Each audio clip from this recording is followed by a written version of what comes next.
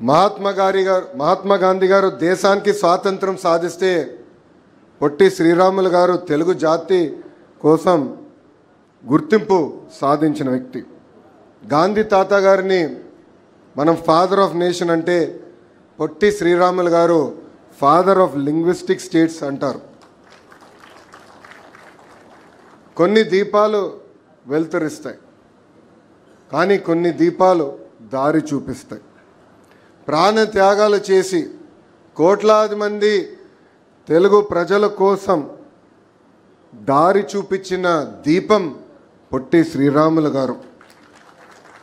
ఈరోజు ఆయన 58 అడుగుల విగ్రహం ఏర్పాటు కోసం మనందరం శంకుస్థాపన చేసినాక వచ్చాం. విగ్రహంతో పాటు auditorium, memorial, museum, mini theatre 6.8 ఎకరాల్లో మన అమరావతి ప్రజా రాజధానిలో ఏర్పాటు చేసుకునేదానికి మనందరం ఇక్కడ విచ్చేసాం. రాకేష్ గారితో మాట్లాడుతున్నప్పుడు ఆయన అన్నాడు, నేను ఇచ్చిన టార్గెట్ అంటే ఆయన టార్గెట్ ఇచ్చుకున్నారు, కేవలం విగ్రహం ఏర్పాటు చేస్తామని. అది కుదరదు రాకేష్, కావాలంటే ఇంకొక 6-8 నెలలు ఎక్కువ టైం తీసుకోండి, కానీ మొత్తం ప్రాజెక్ట్ పూర్తి చేసే బాధ్యత మనం తీసుకోవాలని ఈ సభాముఖంగా ఆయన కోరుతున్నాం. 58 అడుగుల విగ్రహం ఎందుకని మనందరం అనుకోవచ్చు.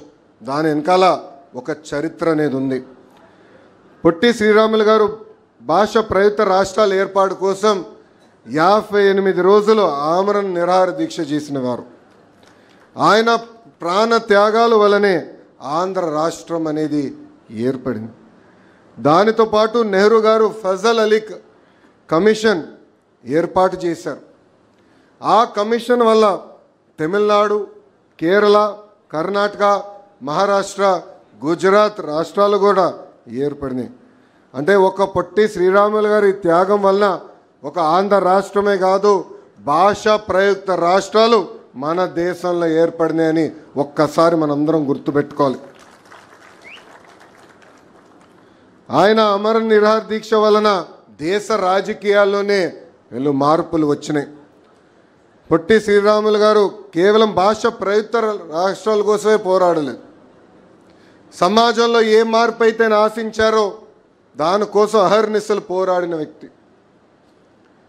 మన దళిత సోదరులు గుడిలోకి ప్రవేశం చేయాలి, ఆ అవకాశం కల్పించాలని పోరాడారు పొట్టి శ్రీరాములు గారు.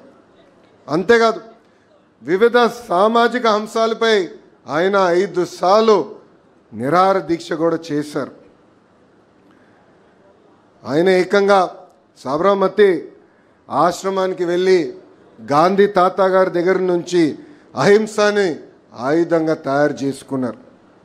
గాంధీ తాతనే చెప్పారు, పొట్టి శ్రీరాములు లాంటి 10 మంది ఉంటే చాలు భారతదేశానికి స్వాతంత్రం 1 సంవత్సరంలోనే వచ్చేదని.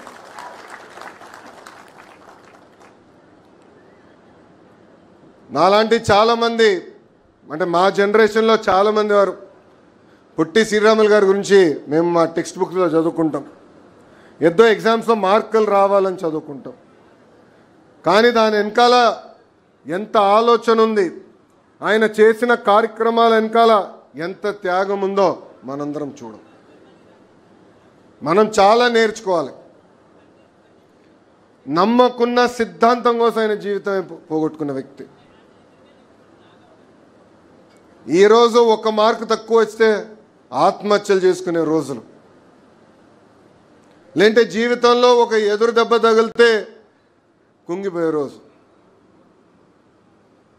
పొట్టి శ్రీరాములు గారి దగ్గర నుంచి మనం నేర్చుకోవాల్సింది ఒక పట్టుదల, ఒక కమిట్మెంట్. ఏమైనా సాధించాలనుకుంటే మనం తొలి అడుగేస్తే సమాజం మొత్తం మనతో వస్తుంది. మనందరం ఈరోజు ఒక వీడియో చూసాం. ఆ వీడియోలో చాలా స్పష్టంగా పొట్టి శ్రీరాములు గారు దీక్ష కూర్చున్నప్పుడు చాలామంది రాలేదు. కానీ ఎప్పుడైతే ఆయన ఆరోగ్యం క్షీణిస్తూ మొదలుపెట్టిందో 30 రోజుల నుంచి పెద్ద ఎత్తున మొత్తం ఆంధ్ర రాష్ట్రం ఆయన వెనకాల నడిచింది. చివరికి అంత్యక్రియలు కూడా ఎవరిని రానియకుండా చేస్తే ఆనాటి పెద్దవాళ్ళు వెళ్ళి చేసే పరిస్థితి. ఇన్ని దశాబ్దాలైనా ఈరోజు మనం ఆయన్ని గుర్తు చేసుకుంటున్నామంటే ఆయన చేసిన త్యాగమని ఈ సభాముఖం మీ అందరికి నేను తెలుపుతున్నా. అందుకే మనం ఏ కార్యక్రమం చేసినా ఆయన ఒకసారి గుర్తు చేసుకుని చేయాలి. బయటికి అడుగుపెట్టి ఇది సాధించాలనుకున్నప్పుడు ఆయన్ని స్ఫూర్తిగా తీసుకుని మనం అనుకుంది సాధించాలని ఈ సభాముఖంగా మిమ్మల్ని అందరినీ నేను కోరుకుంటున్నా. అంతేకాదు, పొట్టి శ్రీరాములు గారి గురించి మాట్లాడినప్పుడు ఆర్య వైశ్య సామాజిక వర్గానికి చెందిన ఒక గొప్ప వ్యక్తి కూడా నాకు గుర్తొస్తారు. ఆయనే మన రోసయ్య తాత గారు. రోసయ్య తాత ఎప్పుడైతే గవర్నర్ అయ్యారో కనీసం సంవత్సరానికి ఒకసారి ఆయనతో మాట్లాడేవాడు. తాతయ్యకి నేను చెప్పాను, తాతయ్య రాజకీయాల్లో లేని లోటు, ఈరోజు మీరు రాజకీయాలు లేరు, ఆ లోటు మాకు తెలుస్తుంది. రాజకీయాలు మారిపోయినాయి. మిమ్మల్ని చూసి పెరిగిన వాడిని, మీరు ఎట్లయితే అసెంబ్లీలో పోరాడారో అదేవిధంగా రాజశేఖర రెడ్డి గారికి చంద్రబాబు నాయుడు గారి మధ్యలో యుద్ధం జరుగుతుందంటే ఒక్క మాటతో అది చల్లబరిచేవారే. అది మీ గొప్పతనం. అది ఈరోజు రాజకీయాల్లో లేకుండా పోయిందని కూడా నేను చెప్తాను జరిగింది. ఇట్లా చాలామంది రాష్ట్రం కోసం పనిచేసిన వారు, వాళ్ళందరినీ మనం గుర్తు చేసుకోవాల్సిన అవసరం ఉంది. ఈరోజు ఈ స్మృతివనం ద్వారా మనం కేవలం వీడియోస్ ఫొటోసే కాకుండా ఒక చైర్ కూడా ఏర్పాటు చేసి పొట్టి శ్రీరాములు గారు సమాజానికి ఎలా పనిచేశారు దానిపైన పెద్ద ఎత్తున రీసెర్చ్ కూడా చేయాల్సిన అవసరం ఉంది. దానికి వేదికమైన పెద్దల సహకారం కూడా నేను కోరుతున్నా. ఎందుకంటే మనం ఈరోజు వీడియో చూసాం, దాంట్లో పెద్ద ఫోటోలు లేవు.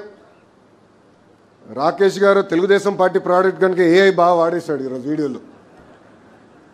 అవన్నీ ఫోటోలు బయటికి తీసుకురాలి, ఆర్కైవ్స్ నుంచి వీడియోస్ తీసుకురాలి, లైబ్రరీస్ నుంచి ఆ పుస్తకాలు తీసుకొచ్చి ఇక్కడ కాపాడుకోవాల్సిన బాధ్యత అయిన ఉంది.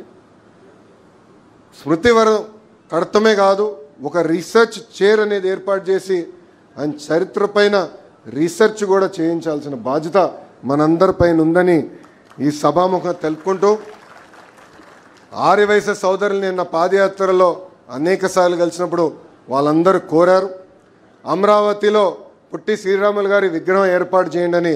ఆనాడు నన్ను అడిగితే పాదయాత్రలోనే హామీ ఇచ్చాను, మళ్ళీ వచ్చేది ప్రజా ప్రభుత్వమే, పొట్టి శ్రీరాములు గారి విగ్రహం అమరావతిలో ఏర్పాటు చేస్తామని.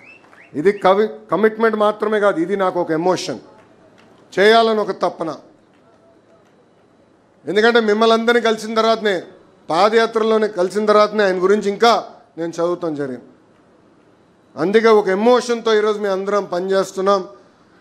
అన్ని రకాలుగా సంఘానికి మేము సహకరిస్తాం, ట్రస్ట్కి మేము నిలబడతాం, కలిసికట్టుగా ముందరికెళ్ళి ఎవ్వరు ఊహించిన విధంగా ఒక అద్భుతమైన స్మృతివనం మనం ఏర్పాటు చేయాలని ఈ సభాముఖంగా అందరు కోరుకుంటూ, నాకు ఇంత అద్భుతమైన అవకాశం ఇచ్చిన ఆర్యవైశ్య సోదరులందరికీ పేరు పేరున నా హృదయపూర్వక ధన్యవాదాలు తెలుపుకుంటూ మీ అందరి దగ్గర నుంచి సెలవు తీసుకుంటున్నాం.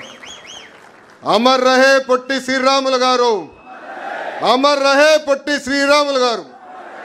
జై హింద్, జై హింద్.